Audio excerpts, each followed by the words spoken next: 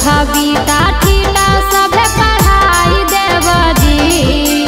Alpha beta theta सभे पढ़ाई देव जी।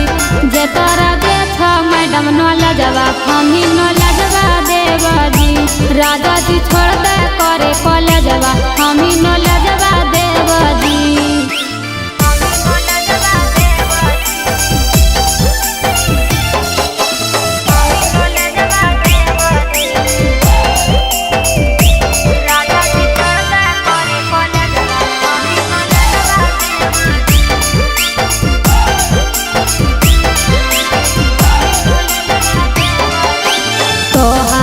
सूरतिया मैडम के नजर जैत पड़ी हो। घरे रही कर पिया रेलवे के तैयारी हो। तोहारो सूरतिया मैडम के नजर जैत पड़ी हो।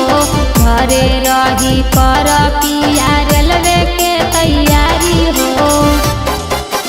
मैडम के बोलिया सुने में तोरा सुहावन लगता जी। मैडम के बोलिया सुने में तोरा सुहावन लगता जी। राजा जी छोड़ दे करे कॉलेजवा हमी नॉलेजवा देव जी। राजा जी छोड़ दे करे कॉलेजवा हमी नॉलेजवा देव जी।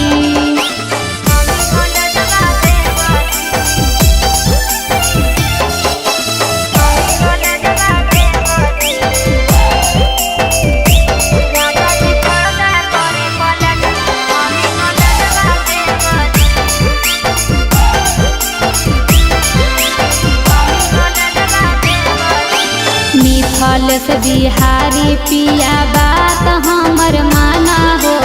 एते दिन से पढ़े छल कुछ नहीं कैला हो। विष्णु देव नीतीश पिया बात हमर माना हो। एते दिन से पढ़े छल कुछ नहीं कैला हो। बने के कुछ हाथ पिया कहल कर जी। बने के कुछ